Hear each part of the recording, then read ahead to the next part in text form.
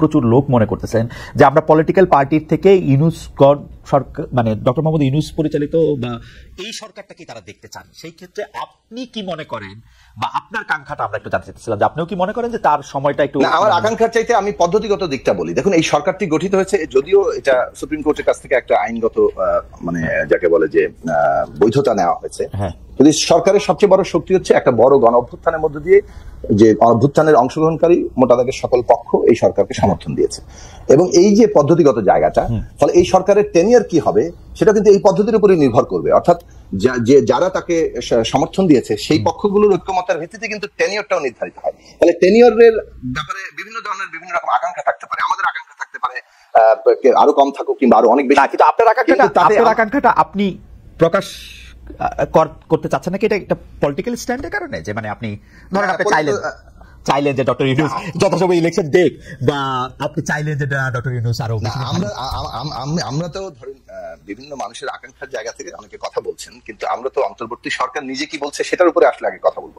অন্তর্বর্তী সরকার ইতিমধ্যে একটা মোটা দাগের আমরা যে রোড ম্যাপ আরো সুনির্দিষ্ট চাচ্ছি, কিন্তু তাদের একটা রোড ম্যাপ কিন্তু আছে, রাইট? এখন সেই রোড ম্যাপ বদল না হওয়া পর্যন্ত তো আমরা কোনো কথা বলা যাচ্ছে না। এক, দুই হচ্ছে যে দেখুন, আমাদের আগ্রহের জায়গাটা হচ্ছে যে একটা পলিটিক্যাল, একজন ব্যক্তি অনেক ভালো মানুষ হতে পারেন, অনেক ভালো দক্ষ হতে পারেন, কিন্তু ব্যক্তির দক্ষতা, তার মানে ভালো মানে মানুষ হওয়া কিংবা তিনি ভালো দেশ চালাচ্ছেন, এটাই কিন্তু একটা স্থায়ী ব্যবস্থা নয়। একটা স্থায়ী ব্যবস্থার জন্য আমাদের দরকার হচ্ছে একটা process build up, system build up করা। সেই প্রসেস সিস্টেম বিল্ড আপ করাটা, অর্থাৎ গণতান্ত্রিক প্রক্রিয়া বিল্ড আপ করাটাই হচ্ছে জরুরি প্রশ্ন। এবং সেইটা বিল্ড আপ করার পদ্ধতিগত জায়গা, সংস্কারের জায়গা, কাঠামোগত জায়গাগুলো নিয়ে আমরা কথা বলছি, এবং সেটা কিভাবে রাষ্ট্রের কাঠামোতে রূপান্তরিত হবে সেই জায়গাটা হচ্ছে জরুরি জায়গা।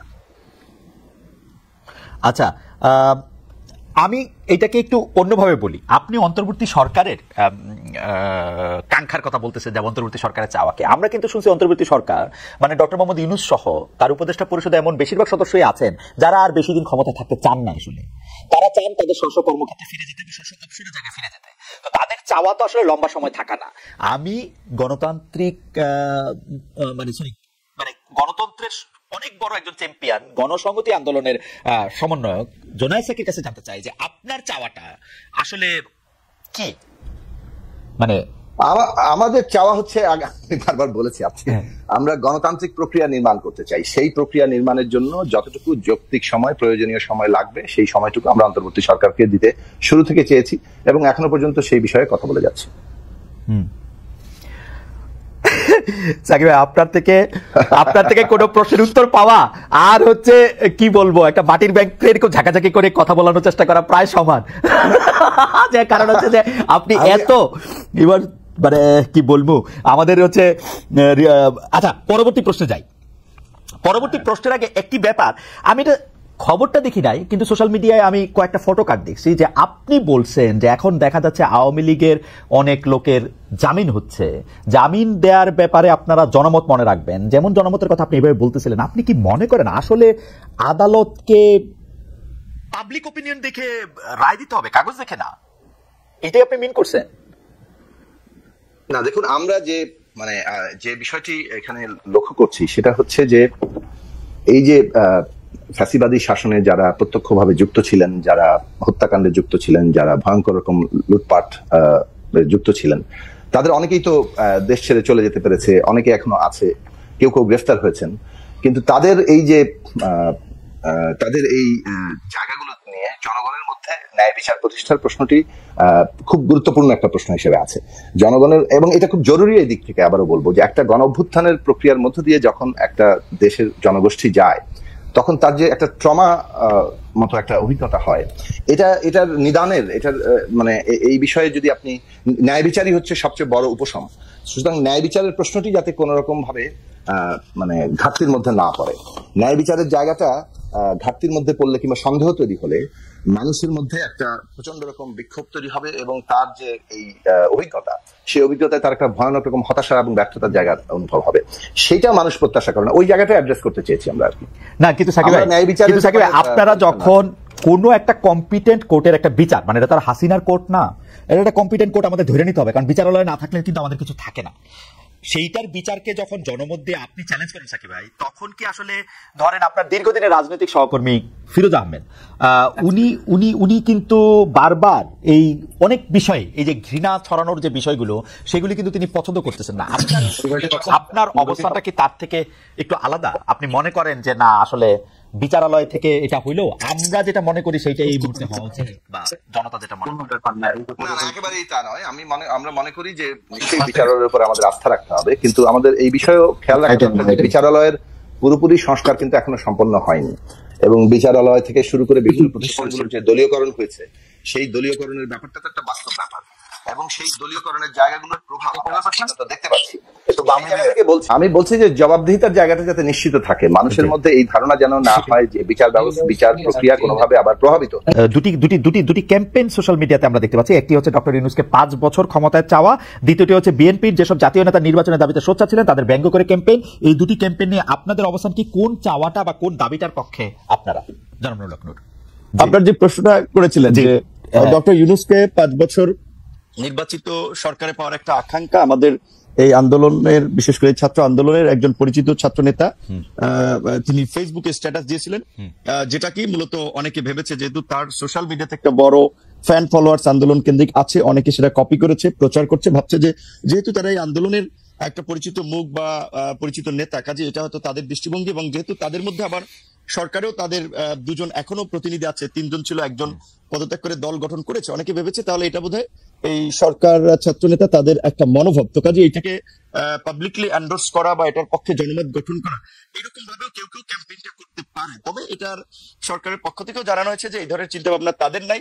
দ্বিতীয় কথা, সরকারের যদি থাকেও এখানে আমি কিংবা সাকিবের মতো আমরা যারা একটা গণতান্ত্রিক ব্যবস্থার জন্য আওয়ামী ফ্যাসিবাদের বিরুদ্ধে লড়াই করেছি, তারা তো সেটা কখনোই মানবো না, কাজে এই ক্যাম্পেইনের পক্ষে থাকার প্রশ্ন ওঠে না। এবং আপনি কি চান যে আপনি বলছেন যে ক্যাম্পেইনের পক্ষে আপনি চান যে ডিসেম্বর বা জুনের মধ্যে নির্বাচন হোক, সেটা আপনি চান? আচ্ছা, আমার পজিশনটা বলছি, আপনার দুইটার একটু উত্তর দিয়ে আসি। আর সেকেন্ড একটা ক্যাম্পেইন যেটা বলেছেন যে বিএনপির যেসব নেতা ইলেকশনের জন্য খুব সরব এবং সোচ্চার, তাদের বিষয়ে নানান ধরনের একটা ক্যাম্পেইন আবার চলছে, অনেককে হেয় করা হচ্ছে, নানানভাবে প্রশ্নবিদ্ধ করা হচ্ছে। এটা কিছু লোক এগুলো ছড়াচ্ছে, কেউ কেউ রাজনৈতিক ইন্টেনশন থেকে, কেউ কেউ তাদের নিজেদের একটা ফায়দা নেওয়ার জন্য। ধরেন যখন একটা অনির্বাচিত সরকার থাকে তখন কিন্তু কিছু লোকেদের কদর বাড়ে, কিছু লোক সুযোগ সুবিধা নিতে পারে, কাজে সেই কমিউনিটির লোকজন কিংবা সেই গ্রুপটা তো চাবে যে এই ধরনের একটা সরকারকে জগা খিচুড়ি কিংবা এই ধরনের একটা মানে জনপ্রতিনিধিবিহীন ইলেকশনবিহীন যদি সরকার রাখা যায় তাহলে তো সেখান থেকে তারা ফায়দা টায়দা নিতে পারছে, তারা ব্যবসা বাণিজ্য, কেউ কেউ দল গঠন করতে চাইলে বা দল করতে চাইলে সেখানে তারা সময়টাকে কাজে লাগাতে পারছে। এই ধরনের পক্ষে থাকা একটা শ্রেণীর একটা অংশের লোকজনের অস্বাভাবিক নয়। আবার ধরেন ইউনূসের মতো একজন ব্যক্তি যার এরকম একটা গ্রহণযোগ্যতা, এবং আপনি লক্ষ্য করেছেন যে ডক্টর ইউনূসকে যখন আওয়ামী লীগের আমলে হ্যারাস করা হচ্ছে, মামলা দিয়ে অপমান করা হচ্ছে, সেগুলোর বিরুদ্ধে বলতে গেলে একমাত্র অফিসিয়ালি আমি এবং আমাদের দল থেকে আমরা রাজপথে মশাল মিছিল থেকে প্রতিবাদও করেছি, তার পক্ষে অনেকে আদালতে গিয়েছেন, সেটা ভিন্ন বিষয়। আমরা নৈতিক জায়গা থেকে তার পাশে দাঁড়িয়েছিলাম। তিনি যে আজকে সরকার প্রধান হবেন সেটা কিন্তু আমরা কখনো কল্পনাও ওইভাবে করি নাই। তো তিনি হয়েছেন, আমাদের একজন পছন্দের মানুষ ছিলেন, আমরা সবাই সন্তুষ্ট, এবং আমরা তাকে সহযোগিতা করতে চাই ওই জায়গা থেকে যে এই অন্তর্বর্তীকালীন যে এই ফ্যাসিস্ট সরকার পালিয়ে যাওয়ার ফলে যে একটা সাংবিধানিক এবং রাজনৈতিক দেশে সংকট তৈরি হয়েছিল, এই পরিস্থিতি থেকে উত্তরণের জন্য এবং জন আকাঙ্ক্ষার একটা অবাধ সুষ্ঠু নিরপেক্ষ নির্বাচন করার জন্য আমরা একজন নিরপেক্ষ ব্যক্তিকে ইমাম বা নেতা বানিয়েছি, যে তিনি জনগণ এবং রাজনৈতিক দলগুলোর প্রতি ইনসাফ করবেন, একটা সুষ্ঠু নির্বাচনের পথে দেশকে এগিয়ে নিয়ে যাবেন। এবং আমাদের যে প্রত্যাশা যে রাষ্ট্রের কিছু মৌলিক সংস্কার, যেটা গত 16 বছরে আওয়ামী লীগ রাষ্ট্রের চরিত্রটাকে নষ্ট করে একটা ফ্যাসিবাদী রাষ্ট্রে পরিণত করেছে, সেই সংস্কারের জন্য আমরা বলেছি যতটুকু সময়ের প্রয়োজন সেই সময়টুকু সকল রাজনৈতিক দল, আমরা যারা গণতন্ত্রের জন্য লড়াই সংগ্রাম করেছি, ফ্যাসিবাদের আমলে লড়াই সংগ্রাম করেছি, তারা দিতে চাই। সেখানে ডক্টর ইউনূস সাহেব যেহেতু নিজেই বলেছেন যে আপনারা যদি ডিসেম্বর কিংবা বেশি সংস্কার চাইলে আরো 6 মাস তার মধ্যে একটা নির্বাচন হবে। তো আমার মনে হয় যে ডক্টর ইউনূসের কোনো ক্ষমতার লোভ নাই এবং তিনি ক্ষমতায় থাকতে চাইবেন না, তবে তাকে ঘিরে কিছু মানুষ একটা প্রত্যাশা কিংবা চাওয়া, সেটা আপনার যৌক্তিক কারণে কিংবা তাদের সুবিধার কারণে চাইতে পারে। তবে ডক্টর ইউনূস আমার মনে হয় সেই পথে হাঁটবেন না, এবং আমার ধারণা ডিসেম্বর কিংবা জানুয়ারি কিংবা মার্চ এপ্রিল নাগাদ এই নির্বাচনটা বোধহয়। আপনি কি চান? মানে আমি ডক্টর ইউনূস এবং তার উপদেষ্টা পরিষদের প্রসঙ্গে এই কথাটা বারবার বলি, ডক্টর ইউনূস আসলে যদি রাষ্ট্র পরিচালনা ক্ষমতায় যেতে চাইতেন সেটা তিনি 2007 সালেই পারতেন, সেটা তিনি চান নাই বলেই এটা হয় নাই। কারণ আমরা সে সময় রিপোর্টার তার গ্রামীণ ব্যাংকের অফিসের সামনে আমরাও দাঁড়িয়েছিলাম যে এরকম কোনো ঘোষণা আসে কিনা, সেটা হয় নাই। পরে তিনি রাজি হয়েছেন, তিনি কিন্তু এখনো আসলে থাকতেই চান। আপনি কি চান, বা তার উপদেষ্টা পরিষদের অনেকেও? রাইট, এইখানেই আমি একটা কথা বলা দরকার আপনার এই প্রোগ্রামের মাধ্যমে অডিয়েন্সদেরকেও। দেখেন, এখন ডক্টর মোহাম্মদ ইউনূস চাচ্ছেন না, আমরা যতদূর ওটাও জানি, স্বাভাবিকভাবে তিনি একেবারেই ইলেকশন দিয়ে এই বিতর্কের মধ্যে ঢুকবেন না, এবং একটা রাজনৈতিক উত্তরণের জন্য তিনি দ্রুত ইলেকশন দিতে চান। এখন তাহলে ধরেন আমাদের এই আন্দোলনের পরিচিত একজন ছাত্র নেতা, তিনি ছাত্র নেতা হলেও তার একটা দায়িত্বশীল জায়গা আছে, তিনি যখন এই স্ট্যাটাসটি দিলেন, কিংবা আজকে আমি পুরো নিউজ দেখি নাই, হেডলাইনটা দেখেছি যে স্বরাষ্ট্র উপদেষ্টার একটা বক্তব্য এরকম বলেছেন যে বাংলাদেশের জনগণ এখন ডক্টর ইউনূসকে 5 বছরের জন্য চায়। রাইট। তো এখন এইটা আপনার আমি বলাটা এক ধরনের, আরেকজন বলাটা এক ধরনের, সরকারের জন্য উপদেষ্টা বলা কিন্তু অন্য মিন করে। তো তারা এই যে কিছু লোক যে ডক্টর ইউনূসের ঘাড়ে আবার বন্দুক রেখে নিজেদের ফায়দার জন্য একটা রাজনৈতিক, আমি মনে করি আরেকটা জটিলতা তৈরি করার চেষ্টা করছে, কিংবা দেশের মধ্যে আরেকটা অস্থিরতা তৈরির চেষ্টা করছে। কারণ স্বাভাবিকভাবে আমরা যারা গণতন্ত্র, ভোট এবং নির্বাচনের জন্য শেখ হাসিনার এই ফ্যাসিবাদের বিরুদ্ধে 16 বছর লড়াই করেছি, তারা তো যত দ্রুত সম্ভব একটা গণতান্ত্রিক ব্যবস্থার পুনঃপ্রবর্তন চাই, এটাও তো রাষ্ট্রের সংস্কারের একটা অংশ। সেক্ষেত্রে ইউনূস স্যার যেখানে বলেছেন ডিসেম্বরের মধ্যে কিংবা প্লাস মাইনাস 6 মাস, সেক্ষেত্রে আমি মনে করি এখন যেহেতু আমাদের সংস্কার কমিশনের, জাতীয় ঐক্যমত্য যে কমিশন, তারা ইতিমধ্যে সংস্কার নিয়ে রাজনৈতিক দলগুলোর সাথে সমঝোতার সংলাপ শুরু করেছে, সেক্ষেত্রে সরকার যদি চায় তাহলে ডিসেম্বরের মধ্যে নির্বাচন হতে পারে, সেটা কিন্তু অস্বাভাবিক না। নির্বাচনটা যত তাড়াতাড়ি হবে সেটা দেশের জন্য মঙ্গল হবে। নির্বাচনবিহীন দেশের গণতন্ত্র, স্বাধীনতা, সার্বভৌমত্ব নিরাপদ নয়, আমি মনে করি। যেটা নির্বাচন যত তাড়াতাড়ি হবে তত দেশের জন্য মঙ্গল হবে। সাকিব ভাই, আপনার সাথে তো মানে নূরের সাথে আরেকটা প্রশ্নের ব্যাপারে একটু কথা বলে আপনার কাছে আসছি, তবে তার আগে একটু দর্শকরা কি বলেছেন একটু দর্শকের জরিপ একটু বলে দিতে চাই যে ভারতের বিমানবন্দর অন্যান্য বন্দরের জট কমাতে বাংলাদেশের ট্রান্সশিপমেন্ট সুবিধা বাতিল করা হয়েছে। প্রিয় দর্শক, দিল্লির এই দাবি সঠিক বলে মনে করেন কিনা? 14% দর্শক মনে করছেন এটি সঠিক দাবি, 86% মনে করছেন যে এই দাবি সঠিক নয়।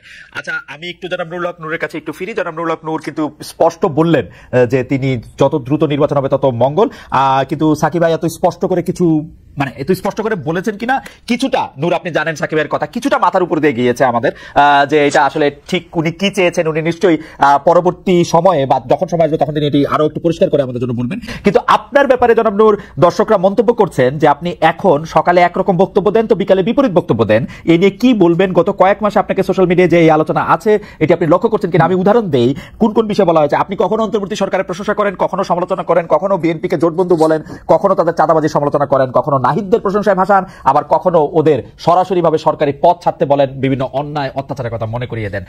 আমি মনে করি এর সবই ঠিক আছে। আপনি কি মনে করেন যে আপনি কি আসলে সকালে এক কথা বলছেন বিকালে এক কথা বলছেন? এটার ইন্টারপ্রিটেশন কি এরকম হতে পারে যে আপনি কারো না কারোর সাথে কোনো না কোনো ভাবে কোনো নেগোসিয়েশনের মধ্যে আছেন? জনাব নুরুল হক নূর, এখানে একটা কথা পরিষ্কার যে দেখেন, আমি কিংবা আমাদের দল গণ অধিকার পরিষদ আমরা রাজনীতিতে কিভাবে এসেছি এটা আপনি সহ ইনক্লুডিং পুরো দর্শক জানে।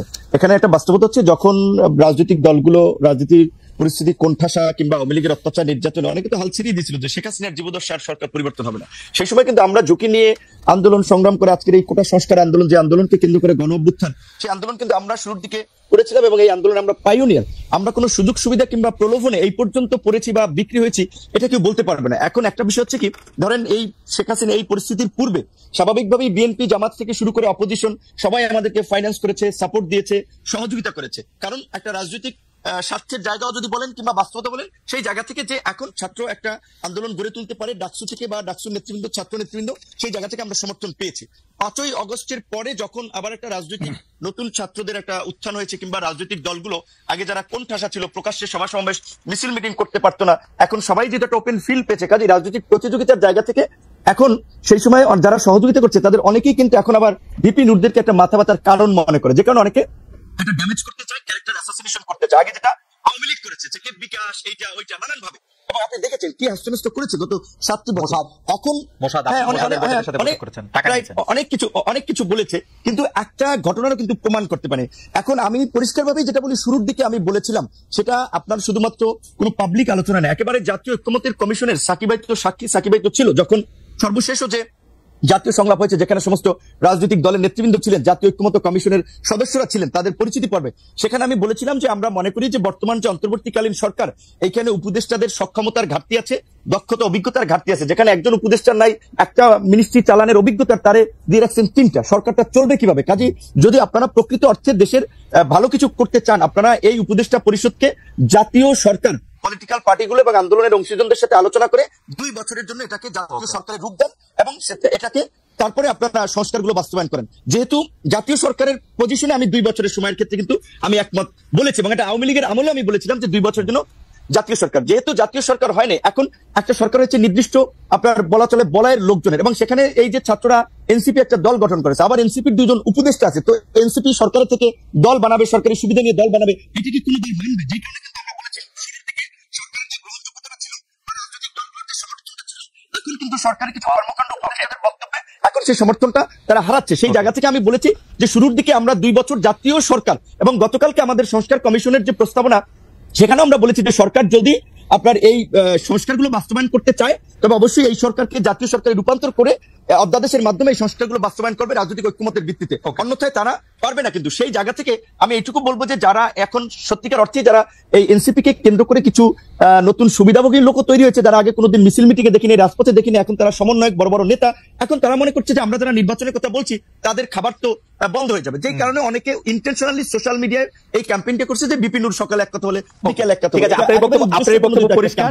সোশ্যাল মিডিয়াতে একেবারেই এটা অনেক উদ্দেশ্যপ্রণোদিতভাবে ক্যাম্পেইন, রাজনৈতিকভাবে ড্যামেজ করার জন্য, চরিত্র হনন করার জন্য। এইটুকু আমরা বলতে পারি। খালেদ ভাই, আপনাকে আওয়ামী লীগের আমল আমার মনে আছে, মির্জা ফখরুল ইসলাম আলমগীর সাহেব আপনার একটা প্রোগ্রামে এসে বলছিল যে আপনার এই প্রোগ্রামটাতে তারও ভালো লাগে। এখন দেখেন আপনাকে কিন্তু অনেকে গালি দিচ্ছে, আবার আওয়ামী লীগের দালাল ফ্যাসিবাদের দোষর বলে। অথচ আপনি যখন আওয়ামী লীগের আমলে ছাত্রলীগ কিংবা অনেকে এসে কড়াকড়ি প্রশ্ন করেছে, তখন আমরা গালি দিয়েছি, এখন আবার আমরা গালি দিই। এই যে আমাদের যে একটা স্বভাব, এই যে একটু বলি খালেদ ভাই, এই যে আমাদের যে মানে বলবো যে সস্তা একটা যে স্বভাব, আমার পক্ষে গেলে তালি, বিপক্ষে গেলে গালি, এইখান থেকে যদি আমরা জাতিকে বের করে নিয়ে আসতে না পারি, আমাদের সোসাইটিকে যদি সচেতন না করতে পারি, তাহলে কিন্তু আমরা যে নতুন বাংলাদেশ বিনির্মাণের কথা বলছি, রাষ্ট্র সংস্কারের কথা বলছি, এগুলো কিন্তু টেকসই হবে। আমাদের মানসিকতা পরিবর্তন আসবে। তবুও সোশ্যাল মিডিয়াতে যেহেতু আমার বিরুদ্ধে একটা সোশ্যাল মিডিয়াতে কথা আছে, যদিও এই প্রশ্ন আপনাকে অনেকবার করেছি, তারপরে এই প্রশ্ন আপনাকে আরেকবার করছি, এটা যদি আপনি হা বা না বাইনারিতে জবাব দেন তাহলে এটা সুবিধা। আপনি কি আসলে মোসাদ্দেক টাকা পেয়েছেন জনাব নূর? অনেকে বলেছেন এই প্রশ্নটা আপনাকে করি না, আপনাকে প্রশ্ন আগে আমাদের আপনি হা বা না বলে দেন, আমার ব্যাখ্যা দেওয়ার দরকার না। না আমি দেখা দেওয়ার দরকার আমাকে।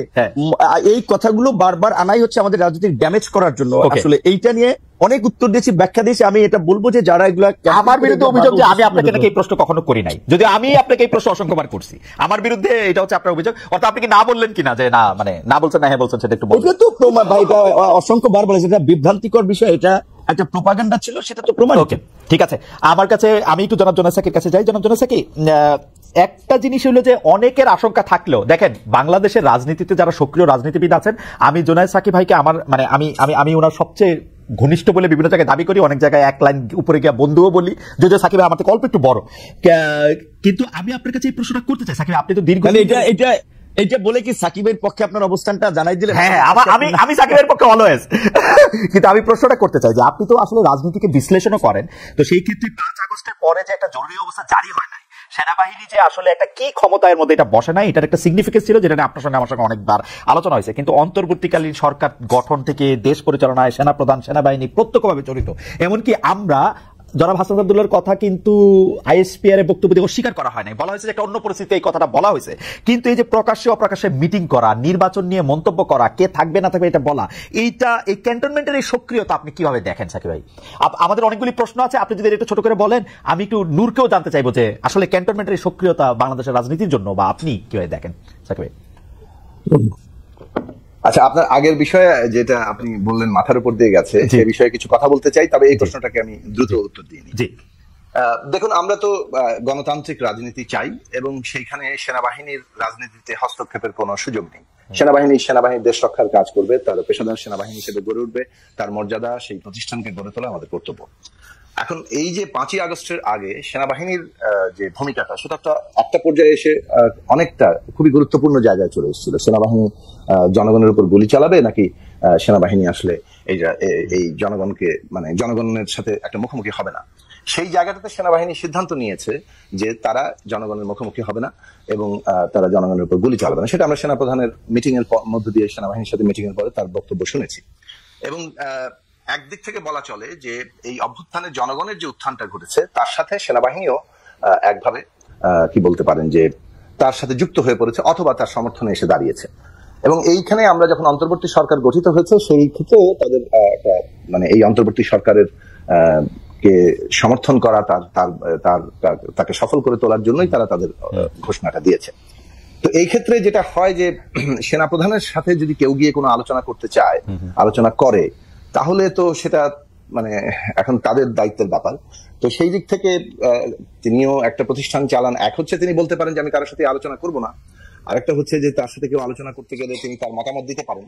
তো তার মতামতের জায়গাটি যেটা আমরা মানে মোটামুটি পাবলিকলি শুনেছি যে তিনি একটা এই সরকারের যে কর্মকাণ্ড সেটাকে তারা তাদের প্রতিষ্ঠানের জায়গা থেকে সর্বাত্মক সহযোগিতা এবং সফল করার জন্য কাজ করছেন, এবং তারা রাজনৈতিক উত্তরণটা নির্বাচনের মধ্য দিয়ে যে পলিটিক্যাল গভর্নমেন্ট আসবে সেই প্রক্রিয়াটাকে চান। সেটা সেনাপ্রধানের বক্তব্যের জিস্ট হিসেবে আমি যদি বলি, তো সেটা বলার ক্ষেত্রে এটা ঠিক যে আপনি আইনি দিক থেকে দেখলে সাধারণ মানে বাস্তবতায় গণতান্ত্রিক প্রক্রিয়ায় এই ধরনের সেনাপ্রধানের বক্তব্যটাই আসলে মানে আসার কথা না, কিন্তু যে বাস্তবতার মধ্যে এসছে তিনি হয়তো কোথাও বলেছেন এবং সেই বিষয়ে প্রতিক্রিয়াও হয়েছে সমাজে।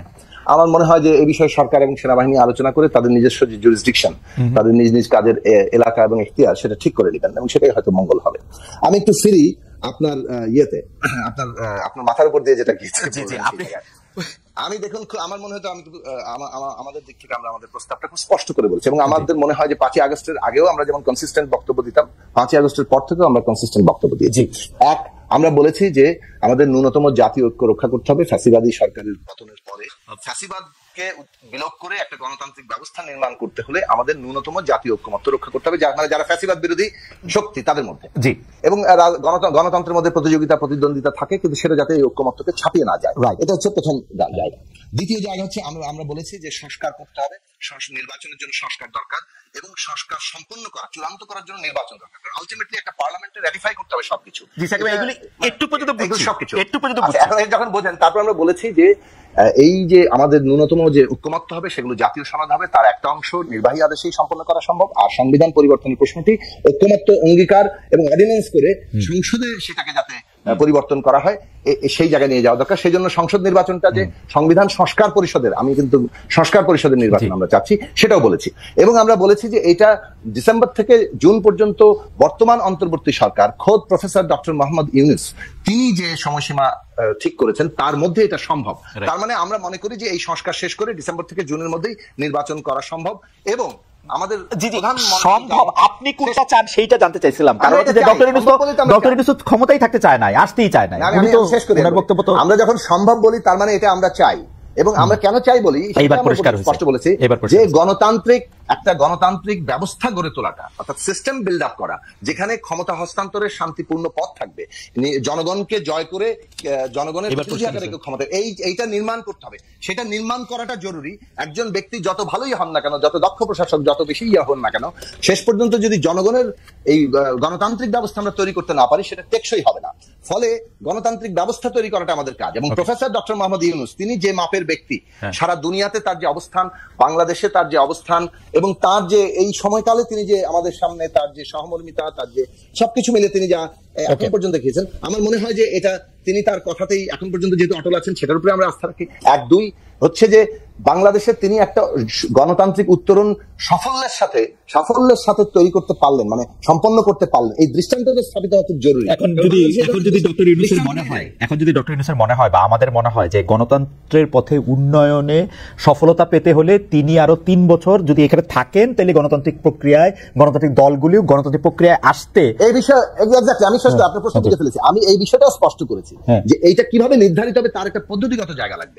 নির্ধারিত হবে টেনিয়ার নির্ধারিত করার জন্য সকল রাজনৈতিক এবং শ্রেণী পেশা স্টেক হোল্ডার যারা অভ্যুত্থানের অংশ তাদের প্রত্যেকেরই সম্মতি লাগবে, কেননা সম্মতির ভিত্তিতে মানে প্রত্যেকের সম্মতি লাগবে। মানে এনসিপি তো সম্মতি দিয়েই দিছে, এখন সাকিব ভাইয়ের আর বিএনপি সম্মতি লাগবে, তাইলেই হবে।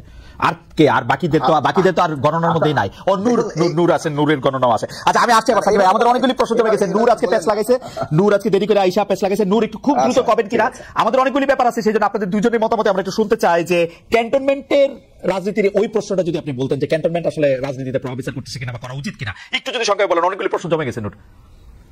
এখন আমি ছাত্র নেতাদের মতো যদি সস্তা কথা বলি তাহলে আমার অনেক পজিটিভ কমেন্টস করবে, অনেকে বাহবা দিবে, কিন্তু আমি বাস্তবতার নিরিখে আমি যেটা বুঝেছি দেখেছি আমার এইটুকু বয়সে, বাংলাদেশের রাজনীতিতে ক্যান্টনমেন্টের মুক্তিযুদ্ধের পর থেকেই বিশেষ করে সেটা সামরিক সরকার কিংবা রাজনৈতিক প্রত্যেকটি সরকারে তাদের একটা প্রভাব ছিল, এবং এই সরকার গঠনের ক্ষেত্রেও তাদের প্রভাব রয়েছে, এটা বাস্তব, এটা অস্বীকার করা ওয়ে নাই। তো কাজেই সেখানে সরকার আপনার পরিচালনার ক্ষেত্রে ক্যান্টনমেন্টের আপনার পরামর্শ মতামত থাকতে পারে, এটা ন্যাচারাল। কিন্তু যে বিষয়টি নিয়ে জলগুলো হচ্ছে কিংবা আলোচনা হচ্ছে, সেখানে আমার একটা বিষয় হচ্ছে যে ওই আইএসপিআর এর বিবৃতিতে কিন্তু পরিষ্কার করেছে যে সেনা প্রধান কাউকে ডাকে নাই, ওই ছাত্র নেতারাই আগ বাড়িয়ে সেনা প্রধানের আপনার সাথে আপনি বলছেন যে এটা একটা বাস্তবতা। এই ব্যাপারে আপনার বক্তব্য আমরা শুনছি, আপনি একটু মজার বক্তব্য শুনেন। আমাদের একজন দর্শক বলেছেন যে মহিউদ্দিন, আপনি 18 সালে বলেছিলেন আমি যদি নূরকে একটি কঠিন প্রশ্ন করি তাহলে আমাকে 100টিরও বেশি গালিগালাজের মুখোমুখি হতে হয়। এখন নূর আপনাকে একটি গালি বা ভণ্ড, যাই হোক, ভণ্ড হয়ে গেছে নূর।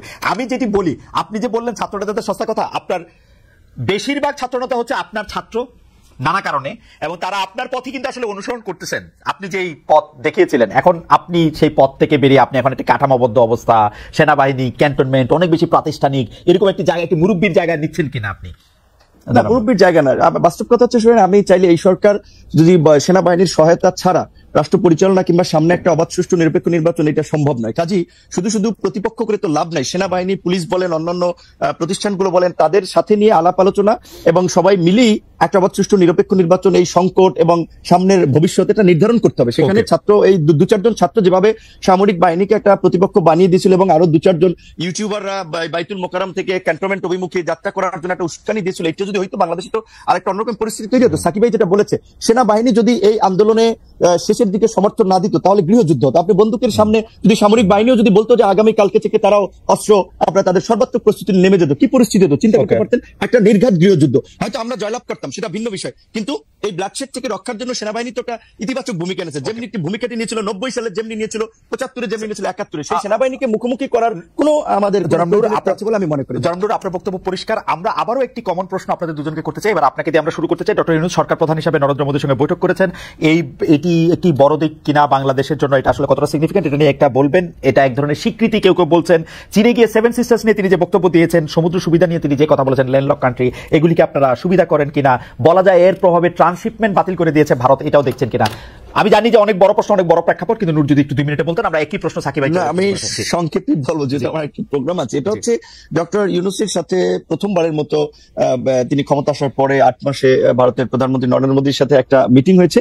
এটা ইতিবাচক, কিন্তু এটা খুব বড় আহামরি কোনো আপনার অর্জন হয়ে গিয়েছে সেটা আমি মনে করি না। আর এখানে স্বাভাবিকভাবেই একটা প্রতিবেশী দেশের সাথে তো বৈরী সম্পর্ক রেখে চলাটা কারোর জন্যই মঙ্গলজনক নয়। যদিও ভারত নিজের কারণেই আজকে বাংলাদেশের জনগণ তাদের সাথে একটা বৈরী পরিবেশ তৈরি হয়েছে। এখান থেকে উত্তরণে ভারতকে আমি মনে করি বেশি আন্তরিক হওয়া দরকার ছিল। সেখানে এই মিটিং এর কিংবা ইউনূস স্যার যে চীনে গিয়ে যে বক্তব্য দিয়েছেন, সেটা আমি মনে করি উনি বাংলাদেশের পক্ষ থেকে একটা শক্তিশালী অবস্থান ব্যক্ত করেছেন যে ইট মারলে পাটকেলটি খেতে হবে। সেই ক্ষেত্রে ভারতের এই ট্রান্সশিপমেন্ট বাতিল, এটা আলাপ আলোচনার মধ্যে দিয়ে তাদের সাথেও আমাদের অনেক ইস্যু আছে, তারাও এখান থেকে অনেক বেনিফিট নিচ্ছে। সেখানে ভারত একেবারে আমাদেরকে কোণঠাসা করে ফেলবে সেটাও ভারত পারবে না। তবে আমরা চাই একটা উইন উইন জায়গা থেকে ডিপ্লোমেসিটা ওপেন করার জন্য, একেবারে বন্ধ করতে আমরা চাই না।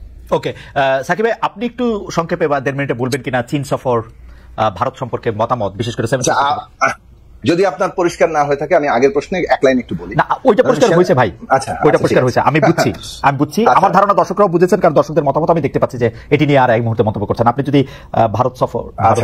আমি ভারতের বিষয়ে যখন প্রফেসর ডক্টর মোহাম্মদ ইউনূস আমাদের প্রধান উপদেষ্টা হিসেবে ভারতের প্রধানমন্ত্রী নরেন্দ্র মোদীর সাথে বৈঠক করতে গিয়েছেন, সে বিষয়ে আমরা তখন আমাদের বক্তব্য দিয়েছিলাম যে এই যে বৈঠক ওপেন হচ্ছে, এটাকে আমরা ইতিবাচক ভাবে দেখি। কারণ ভারত আমাদের নিকটতম প্রতিবেশী, এবং এই প্রতিবেশীর মধ্যে জনগণের মধ্যে একটা সম্পর্ক থাকতে হবে। রাষ্ট্রের প্রতিনিধিদের মধ্য দিয়ে সেটা একভাবে হয়, আর এটা অন্য মাধ্যম আছে। কিন্তু এটা ভারতের মনে রাখা দরকার যে 5ই আগস্টের পরে বাংলাদেশের জনগণ রায় দিয়ে দিয়েছে যে ওই পদানত বাংলাদেশ আর পাওয়া যাবে না। বাংলাদেশ তার আত্মমর্যাদা নিয়ে, তার নিজের স্বার্থ নিয়ে অন্য রাষ্ট্রের সাথে সম্পর্কিত হতে চায়, সুসম্পর্ক তৈরি করতে চায়। এইটা আমাদের পররাষ্ট্রনীতি। বাংলাদেশের সেই পররাষ্ট্রনীতিতে যতটা দৃঢ় থাকা দরকার ততটাই দৃঢ় থাকতে হবে, কারণ এটাই জনগণ চায়। ডক্টর ইউনূস আছে কিনা এই দৃঢ়তা ডক্টর ইউনূস দেখাতে পারছেন কিনা? ডক্টর ইউনূস এখনো পর্যন্ত সেই দৃঢ়তা দেখিয়ে যাচ্ছেন, এবং সেটা আমাদের মনে হয় যে এটা অব্যাহত রাখা দরকার। ওকে, এই প্রশ্নটি আপনাদের দুজনের জন্য। আমি একটু নূরকে শুনতে চাই আগে। নূর, জুলাই আন্দোলনের প্রেক্ষাপটে রাজনীতিতে অনেক ওলটপালট হয়েছে, কিন্তু যেটুকু আভাস পাওয়া যাচ্ছে আগামী নির্বাচনে বিএনপির নেতৃত্বে একটা সমমনাদের একটা জোট হতে পারে। সেইটার ক্ষেত্রে এমন হতে পারে আবার এনসিপি সহ যারা বেশি সংস্কার এবং অন্য ধরনের একটা বাংলাদেশ চাইছেন তাদের আগ্রহে একটা জোট হতে পারে। এখন এই মেরুকরণটা নিয়ে আপনার একটু মন্তব্য শুনতে চাই। আমি আপনার মন্তব্য শুনে সাকিবের কাছে আসছি এই একই বিষয়ে একটু মন্তব্য করতে। এই মেরুকরণটা কি আসলে বাস্তব নাকি মিডিয়া সৃষ্টি? আন্দোলনের পরিচিত ছাত্র নেতারা একটা দল করেছে, আর এক অংশ আরেকটা দল করছে, সেই দল সরকার গঠন করবে কিংবা আরেকটা জোটের নেতৃত্ব দেবে, এইটা মিডিয়ার অতিরিক্ত আমি মনে করি বা অতি রঞ্জন বা অতি প্রচার। একটা দল গঠন করেছে, তারা এখন পর্যন্ত নিবন্ধনই পায় নাই, রাজনীতিতে এসেছে মাত্র কয়েকদিন। আগে তাদের ম্যাচুরিটি বা পরিপক্কতা তৈরি হোক, রাজনৈতিক ভাবে তারা গড়ে উঠুক, সেখানে এখনই তাদের নেতৃত্বে একটা জোট। আবার এদিকে যদি বলেন বিএনপির নেতৃত্বে একটি জোট, হ্যাঁ বিএনপি একটি বড় রাজনৈতিক দল, তারা সরকারে ছিল।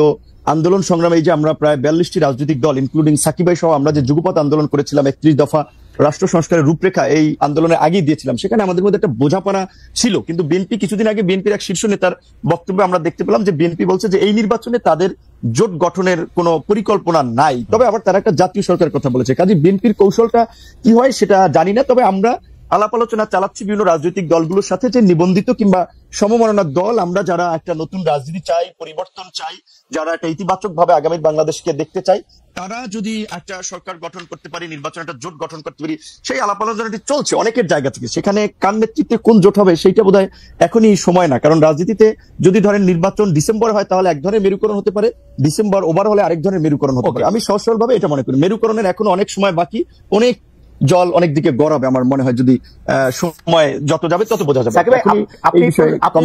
আপনি একটু মন্তব্য করবেন, কিন্তু আমার একটা মানে পর্যবেক্ষণ আছে। পর্যবেক্ষণটা হচ্ছে এরকম, আন্দোলনের সময় জোনায়েদ সাকি যত গুরুত্বপূর্ণ থাকেন, নির্বাচনের সময় ততটা গুরুত্বপূর্ণ থাকেন না। এটা আপনি খেয়াল করেছেন কিনা, এই মেরুকরণের প্রসঙ্গে যদি আপনি একটু বলেন। দেখুন, আমরা এখন পর্যন্ত যে বাস্তবতায় আছি, সংস্কার এ বিষয়ে ঐক্যমত্য, তারপর সেই সংস্কারগুলো কিভাবে বাস্তবায়ন হবে, আগামী নির্বাচনটা মানে ক্যারেক্টার কি হবে, অর্থাৎ আগামী সংসদ নির্বাচনকে আমরা কিভাবে আখ্যায়িত করব, এই প্রশ্নগুলো নিয়ে এখন আলোচনা চলছে। নির্বাচনী ঐক্য প্রশ্নে এখনো পর্যন্ত কংক্রিট কোনো আলোচনা হয়নি। এটা ঠিক যে বিএনপি সহ আমরা 39-42টি দল আমরা যুগপৎ আন্দোলন করেছি, যুগপথের বাইরেও যার যার অবস্থান থেকে 63টি দল আন্দোলন করেছে। এখন এখানে ইলেকশন যখন আসবে তখন এই পোলারাইজেশনটা হয়তো আরো স্পষ্ট হবে, কিন্তু এই মুহূর্তের এমফাসিস হচ্ছে যে সংস্কার এবং নির্বাচন এবং এই দুইয়ের মিলে যে টোটাল রোড ম্যাপটা এটা কিভাবে আসছে সে বিষয়ে একটা ন্যূনতম ঐক্যমত্য তৈরি করা, এবং সরকার আশা করি এই বিষয়ে দ্রুত বৈঠক করে একটা জায়গা তৈরি করবে।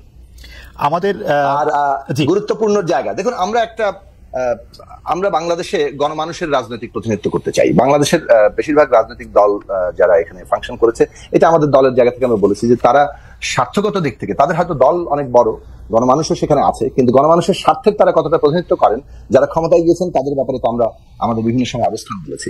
এবং যেহেতু আমরা মনে করি স্বার্থগত জায়গা থেকে গণমানুষের স্বার্থ রক্ষার দল এইখানে যথার্থভাবে ক্রিয়াশীল নয়, আমরা সেই দলটা গড়ে তুলতে চেয়েছি, জনগণের একটা নিজস্ব রাজনৈতিক শক্তি গড়ে তুলতে চেয়েছি, বাংলাদেশপন্থী এবং একটা যে যাকে বলে যে জনগণের একটা অর্থনৈতিক, সামাজিক, রাজনৈতিক স্বার্থকে রাষ্ট্রের নীতিতে প্রতিফলিত করার জন্য আমরা রাজনৈতিক দল করি। এখন এখান থেকে মানে এই অবস্থানটি এই ধরনের দলকে জনগণের ক্ষেত্রে শক্ত শেকড় গাড়তে সময় লাগে। বিশেষভাবে আমাদের দলের জন্ম এবং বিকাশের প্রক্রিয়াটি একটা পুরোটা সময়টাই ফ্যাসিবাদের সময়কাল ছিল। এখন যার ফলে আমরা যেভাবে দল আকারে বিকশিত হওয়ার একটা গণতান্ত্রিক ব্যবস্থায় সম্ভব ছিল সেটা এর মধ্যে সম্ভব হয়নি, কিন্তু আমাদের দল এই অভ্যুত্থানের পরে যথেষ্ট মাত্রায় বিকশিত হচ্ছে এবং আমরা অচিরেই একটা জনগণের পক্ষের একটা শক্ত গণতান্ত্রিক শক্তি হিসেবে আবির্ভূত হব। আমি শেষ প্রসঙ্গে জনাব নূর আপনার কাছে যেতে চাই, সাকিব ভাইকে আমরা এরপর একটু শুনবো যে আমরা প্রায় দেখি মানে এই প্রশ্নে আমি আর আপনি প্রায় একই জায়গায়, সুতরাং আপনি এটা পার্সোনাল নিয়েন না। আমরা এনসিপি রে যেমনি করে ধরি, মানে নতুন রাজনৈতিক দলরে, যে তোমরা ইফতারে টাকা পাইছো কই, গাড়ির শোডাউনে টাকা পাইছো কই, তোমরা বাসা ভাড়া কেমনে দেও, তো মানে আমরা যেরকম ক্রিটিক্যাল ওদের প্রতি থাকি এই কথা বলে যে আপনারা আসছিলেন যে নতুন রাজনৈতিক বন্দোবস্তের কথা বলে, এবং আমরা দেখাই যে আমরা চাই না যে ওরা এগুলি করুক, কিন্তু ওইগুলি না করে কি বাংলাদেশের রাজনীতি করা সম্ভব? এক। দুই হচ্ছে যদি আমরা একই প্রশ্ন করে একইভাবে মানে কি বলে এটাকে আদালতে তুলি, তাহলে তো বিএনপি, আওয়ামী লীগ, জাতীয় পার্টি, জামায়াত এরা কেউ বাংলাদেশের রাজনীতি আর করতে পারবে না। মানে তাদের রাজনীতি শেষ করে দিয়ে বা তাদের রাজনৈতিক ধারা শেষ করে দিয়ে নতুন একটা রাজনীতির জায়গায় আমাদের জনগণকে দাঁড়াতে হবে। আমরা কি তার জন্য রেডি আছি নূর, নাকি আমরা তাদের প্রতি একটু বেশি হার্শ? আপনার কাছে কি মনে হয়? না, এখানে তো আন্দোলনের আগে একটা পরিষ্কার ঘোষণাই ছিল যে আমরা একটা ব্যবস্থার পতন ঘটিয়ে একটা নতুন রাজনৈতিক বন্দোবস্ত প্রতিষ্ঠিত করতে চাই। আজকের এই যে পরিবর্তিত পরিস্থিতি, এই পরিস্থিতি আনতে যে যারা জীবন দিয়েছে, আপনি সেদিনও পত্রিকা লক্ষ্য করেছেন, আপনার আমার পটুয়াখালী জেলার বাউফল উপজেলার একটি ছেলে মারা গিয়েছে, যার বাবা পত্রিকার সাক্ষাৎকার দিয়ে টেলিভিশনে বলেছে যে রিক্সা এবং গরু বিক্রি করে তার ছেলের চিকিৎসা করেছে। তো এই যে একজন সাধারণ শ্রমজীবী মানুষ, সে যে জীবন দিয়েছে বা মৃত্যুবরণ যারাই করেছে এই আন্দোলনে, শহীদ হয়েছে তাদের অধিকাংশই একেবারে সাধারণ আম পাবলিক জনতা। তারা কোনো রাজনৈতিক দলেরও বড় নেতা না, কোনো এমপি মন্ত্রীর ছেলেও না, এবং তারা কেউ এমপি মন্ত্রী হতেও রাস্তায় জীবন দেয়নি। তারা একটা সুন্দর দেশ, একটা সুন্দর ব্যবস্থা, এই আহ্বানেই তারা রাজপথে নেমে এসেছিল। সেই আকাঙ্ক্ষাটা যদি আমরা পূরণ না করতে পারি তাহলে আমরা কিসের নতুন রাজনীতির কথা বলছি? এখানে আপনি যথার্থই বলেছেন যে এনসিপি স্বাভাবিকভাবে তারা যেহেতু সরকারে এই আন্দোলনের ছাত্র প্রতিনিধি হিসেবে 3 জন উপদেষ্টা পরিষদে গিয়েছেন, 1 জন পদত্যাগ করেছেন, 2 জন আছেন, তো জবাবদিহিতাটা তো এখন তাদের কাছে অনেকে চাইবে। তারা তো সরকারে আছে, সরকারের পার্ট। আমি কিংবা সাকিব ভাই বিএনপি তো সরকারের পার্ট না, কাজে ওইখানে তো একটা বিশেষ করে আলোচনা সমালোচনার জায়গাটা তো থাকবে। সেইখানে তারা যখন একটা নতুন কিছুর কথা বলছে, একদিকে আওয়ামী লীগের বিচারের কথা বলছে, আবার আওয়ামী লীগের লোকজনকে নিয়ে তারা প্রোগ্রাম করছে, কিংবা তাদের ব্যবসায়ীদেরকে মাফিয়া, আমরা যারা লুটপাটকারী বলছি তাদেরকে আবার ব্যাকআপ দিচ্ছে, তাদের কাছ থেকে ফান্ড নিয়ে আবার প্রোগ্রাম করছে, তাহলে তো এটা ক্রিটিসাইজ করবেই। এবং এখানে এতদিন হয় নাই, 50 বছরে, তার মানে এখনো এইভাবেই যদি চলে নতুন দল করার তো দরকার নেই। মানুষ একটা পরিবর্তন চাই, সেখানে আমাদেরকে তো ন্যূনতম চেষ্টাটা করতে হবে যে বাংলাদেশের রাজনৈতিক দলের ফান্ডিং সিস্টেম এইটা পরিবর্তন করতে যাই আমরা গালি শুনি যে আমরা বিকাশে টাকা তুলি। আমরা তো বলেছি যে রাজনৈতিক দলের অনুদান জনগণ দিবে, আমরা সেই সিস্টেম চালু করবো। আমরা নির্বাচন কমিশনে প্রস্তাব দিয়েছি, এই যে কালো টাকার যে নির্বাচন আধিপত্য, কোনো পোস্টার প্রচারণা প্রার্থী ব্যক্তিগতভাবে করতে পারবে না, নির্বাচন কমিশন করে দেবে এমন সিস্টেমে যেন কারো ব্যক্তিগত খরচের প্রয়োজন হয় না। আমরা জনগণকে সচেতন করি যে জনগণ যেন টাকার কাছে বিক্রি না হয়। কিংবা এই যে সরকারি কাজের ক্ষেত্রে দেখেন, এই সরকার ক্ষমতা এসেছে আজকে 8 মাস, সরকার শুরুর দিকে এসেই বোমা ফাটিয়েছে, আলোচনার জন্ম দিয়েছে যে উপদেষ্টারা আপনার সম্ভবত নভেম্বর মাসের মধ্যে সম্পদের হিসাব বিবরণী জমা দিতে বলেছে। কয়জন উপদেষ্টা দিয়েছেন? সরকারি কর্মকর্তা কর্মচারীদের সম্পদের হিসাব বিবরণী জমা দেওয়ার কথা বলেছেন, কয়জন বলেছেন? তো এই সরকারও তো রাজনৈতিক সরকারের মতো তাহলে শেষ পর্যন্ত ওই কাউকে তুষ্ট করার জন্য যে না আমরা সরকারি কর্মকর্তা কর্মচারীর বিপক্ষে যেতে পারে সেটি নিয়ে আর আগালেন না। এই সরকার, এই যে গণ অভ্যুত্থানের একটা সরকার, তাদের প্রথম এবং প্রধানতম দায়িত্ব ছিল এই গণ আন্দোলনে আহত এবং নিহতদের আপনার ক্ষতিপূরণ, পুনর্বাসন, তাদের সুচিকিৎসা। অথচ কিছুদিন আগেও দেখলাম আমরা বিনা চিকিৎসায় মানুষ মারা যাচ্ছে। কারা গণহত্যার বিচার এখন পর্যন্ত দৃশ্যমান এবং ইফেক্টিভ একটা পদক্ষেপও নিতে পারেনি, বরঞ্চ এই সরকারের আপনার প্রশ্রয় আওয়ামী লীগের এমপি মন্ত্রী হাসান মাহমুদ, স্বরাষ্ট্রমন্ত্রীরা পালিয়ে যায়, সেনানিবাস থেকে 626 জন পালিয়ে যায়। আমরা এখন পর্যন্ত এই যে রাষ্ট্র সংস্কারের যে আওয়াজ আমরা দেখতে পেলাম, ঢাকঢোল পিটানোর চতুর্দিকে আওয়াজ, এই 8 মাসেও 8টা লাইনও রাষ্ট্র সংস্কারের বাস্তবায়ন আমরা দেখতে পাই। তো তারাও যদি এই পুরনো পথে হাঁটে তাহলে এই পরিবর্তন মানুষ কেন জীবন জবাব কে দেবে? তার জন্য আমাদের পরিবর্তন অবশ্যই করতে হবে, পরিবর্তনের পথে হাঁটতে হবে। আমার যেটা একটা প্রোগ্রাম আমি বিদায় নিচ্ছি, খালেদ ভাই যদি মাফ করেন। না, কোনো অসুবিধা নাই, আপনি শুধু প্রশ্নটি শুনে রাখেন। আমরা যারা জোনায়েদ সাকিকে শেষ প্রশ্ন করব। শেষ প্রশ্নটি হচ্ছে যে বাংলাদেশে আমরা দেখেছি যে বিএনপির সাথে হেফাজত ইসলামের সাথে একটি বৈঠক হয়েছে, বিএনপি এবং কি এনসিপির সাথে হেফাজত ইসলামের একটা বৈঠক হয়েছে। বাংলাদেশের রাজনীতিতে জামায়াত এবং হেফাজত ইসলামের ইসলামিক দলগুলোর ভূমিকা কি থাকবে সেটা নিয়ে আমরা শেষ প্রশ্নটা করবো। আপনি চাইলে থাকতে পারেন, মন্তব্য শুনতে পারেন, অথবা আপনাকে আমি একটু 30 সেকেন্ড বলতে পারি এই বিষয়ে। একদম 30 সেকেন্ড বলেন তাহলে 30 সেকেন্ডে জাস্ট এইটুকু বলবো, বাংলাদেশে প্রায় 90% মানুষ ইসলামী মূল্যবোধে বিশ্বাসী। এখানে সাকিব ভাই ইসলামী সেন্টিমেন্টের বাইরে বিপরীত রাজনীতি করে না, আমিও করি না, আমরা করবো না। আমরা একটা লিবারেল পলিটিক্স করি আমাদের দলগুলো, কিন্তু এখানে ইসলামিক রাজনীতির নামে বিশেষ করে দেশি বিদেশি গোয়েন্দা সংস্থা বিভিন্ন ফান্ডিং এ একটা উগ্রপন্থা তৈরি করে রাজনীতির মাঠে দেখানোর চেষ্টা করা হচ্ছে, যেটা আমাদের সবাইকে ক্ষতি করবে। এই বিষয়ে যেন আমরা সচেতন থাকি, সতর্ক থাকি, এইটাই আমার আহ্বান। প্রথমত দেখুন, কাদের সাথে কার জোট হবে এটা তো আগেই বলেছি যে এখন পর্যন্ত এগুলোর কোনো আলোচনা হয়েছে এরকমটা আমার জানা নেই। কিন্তু আমি যে প্রশ্নে আপনি বলেছেন জামাত ইসলামী সহ, আমরা এটা একটা দীর্ঘদিন ধরে আমাদের অবস্থানটা আপনি জানেন যে 1971 সালে রাজনৈতিক যে অবস্থান জামাত ইসলামী সহ 4টি দল নিয়েছিল, তাদের ব্যাপারে আমরা একটা আমাদের বক্তব্য সবসময় দিয়েছি যে 1971 সালে বাংলাদেশের যে উত্থান, তার জন্য যে মুক্তি সংগ্রাম, সশস্ত্র সংগ্রাম হয়েছে, এই 4টি রাজনৈতিক দল রাজনৈতিকভাবে কেবল পাকিস্তানের পক্ষ নেয়নি, পাকিস্তানি সেনাবাহিনীর অনেক ক্ষেত্রে তারা সহযোগী হয়েছে নিজেদের নানান রকম সংগঠন তৈরি করে। ফলে তারা এই বিষয়ে তাদের রাজনৈতিক অবস্থান এখন পর্যন্ত জনগণের কাছে তাদের যে ব্যাখ্যা সেটা হয়নি। তারা ক্ষমা চেয়েছেন, এটা নিয়ে তারা বলেন, কিন্তু এটা স্পষ্ট ক্ষমা যদি চেয়ে থাকেন এখনো তো চাইতে পারেন, তাই না? যে এই বিষয়ে তাদের জনগণের মধ্যে যেহেতু স্পষ্ট আছে সেই ব্যাখ্যা তারা এখন দেননি। ফলে এটা খুব গুরুত্বপূর্ণ প্রশ্ন, কারণ বাংলাদেশের অস্তিত্বের সাথে এটা সংযুক্তি আছে। সেই ক্ষেত্রে এই বক্তব্যটা আমরা সবসময় দিয়েছি। 2 নম্বর বিষয় হচ্ছে যে দেখুন, যখন একটা গণতান্ত্রিক রাজনৈতিক ব্যবস্থা মানে কে কোন মতাদর্শ নিয়ে রাজনীতি করবে সেটা তো সেই দল ঠিক করবে, কিন্তু সেটা গণতান্ত্রিক ব্যবস্থার কাঠামোর মধ্যেই হতে হবে। গণতান্ত্রিক ব্যবস্থাকে কেউ যদি বদলে ফেলতে চায় তাহলে সেক্ষেত্রে আমরা তখন আমাদের অবস্থান গ্রহণ করব। কিন্তু গণতান্ত্রিক ব্যবস্থার মধ্যে কে কোন মতাদর্শ নিয়ে রাজনীতি করবে এটা তো আমরা ঠিক করে দিতে পারি না। আমরা জনগণের জন্য যে তার আদর্শ লক্ষ্যকে সঠিক মনে করি, জনগণের নিজস্ব রাজনৈতিক শক্তি যেভাবে গড়ে উঠতে পারে, যেভাবে তার সর্বোচ্চ স্বার্থ রক্ষিত হতে পারে, আমরা সেই অনুযায়ী আমাদের রাজনৈতিক জায়গাটা ঠিক করি। আমি একটু ফিরে যাই আপনার আগের প্রশ্নটাতে, যেটা নূর উত্তর দিচ্ছিলেন। দেখুন খালেদ, একটা কথা আপনাকে বলি, বাংলাদেশের মধ্যে আপনি যদি দেখেন যে এখানে মানে একটা কর ব্যবস্থা আছে যে আমরা সরকারকে কর দিই, আর একটা প্রাইভেট কর ব্যবস্থা আছে, মানে পেট্রোল ক্লায়েন্ট একটা ব্যবস্থা আছে। এখানে নানান কার্যক্রমের জন্য লোকজন নানাভাবে থাকে, হকার থেকে শুরু করে বিভিন্ন কাজে, এবং তারা সাধারণত ক্ষমতায় যারা থাকে এবং তার সাথে আইন শৃঙ্খলা বাহিনী সহ যে ক্ষমতার কাঠামোটা তৈরি, ওখানে তারা নানানভাবে মানে ট্যাক্স দেয়, রেন্ট দেয়, যাকে বলে বখরা দেয়। এই যে বখরা, এই বখরা একটা বিরাট অর্থনৈতিক কাঠামো, সামাজিক কাঠামো, যেটার সাথে রাজনৈতিক দল, বিশেষত ক্ষমতাসীন দলগুলো প্রায় মানে এমবেডেড, একটা অঙ্গাঙ্গি ভাবে যুক্ত থাকে।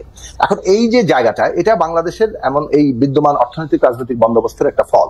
আমরা যে বন্দোবস্ত বদল কথা আমরা বলি, সেটা কেবলমাত্র কতগুলো কাঠামোগত নয়, সেটা আর্থসামাজিক ক্ষেত্রেও বটে। কিন্তু এটা তো কাঠামোগত পরিবর্তন, আইনগত পরিবর্তন তো প্রথমে করতে হয়, তারপরে ওই জায়গাগুলোতে পরিবর্তন আনার জন্য সেই রকম রাজনৈতিক শক্তিও লাগে যারা অঙ্গীকারাবদ্ধ।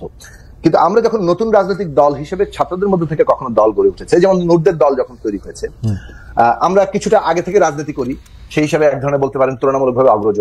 সেই জায়গা থেকে আমরা কিন্তু নূরদেরকে স্বাগত জানিয়েছিলাম, এমনকি কিভাবে একসাথে কাজ করা যায় তার জন্য অনেক উদ্যোগ নিয়েছিলাম। এনসিপি গঠনের আগে তারা যখন রাজনৈতিক দল গঠনের চিন্তা করেছে, বা আনুষ্ঠানিক অনানুষ্ঠানিক সবভাবেই আমরা তাদেরকে স্বাগত জানিয়েছি। কেননা গণতান্ত্রিক ব্যবস্থায় তরুণরা যখন রাজনৈতিক দল সংগঠিত করে আসতে চায়, সেটাকে আমরা ইতিবাচক ভাবে দেখি, এবং এখনো আমরা তাদেরকে ওই ইতিবাচক জায়গা থেকেই দেখি।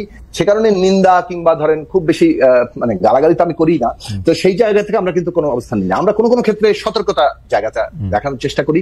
তার মধ্যে একটা বিষয় হচ্ছে এইটা, যেমন ধরুন আপনি যদি ক্ষমতা প্রদর্শন করেন তাহলে, এবং আপনার হাতে ক্ষমতা আছে, তাহলে কি হবে, ওই যে যারা ক্ষমতার সুবিধা নিতে চায় তারা আপনার সাথে এসে জড়ো হবে, ওই পেট্রোল ক্লায়েন্ট সম্পর্কের মধ্যে ঢুকে পড়বে। তার ফলে আপনি যে নতুন বন্দোবস্ত করতে চান, আপনার কাঠামোটা এমন দাঁড়িয়ে যাবে যে আপনি চাইলেও আর পারবেন না। মানে আপনার কাঠামোর ব্যাপারে আপনাকে সতর্ক থাকতে হবে। আপনি যদি একটা কাঠামোকে এমন ভাবে গড়ে তোলেন যে কাঠামোর মানে বিরুদ্ধে গিয়ে আপনি একটা কাজ করতে যাবেন, তখন আপনার পার্টি আপনার সাথে থাকবে না, আপনি তখন বাধ্য হবেন আপনার পার্টি যা বলে, আপনার লোকেরা যা বলে সেটা শুনতে।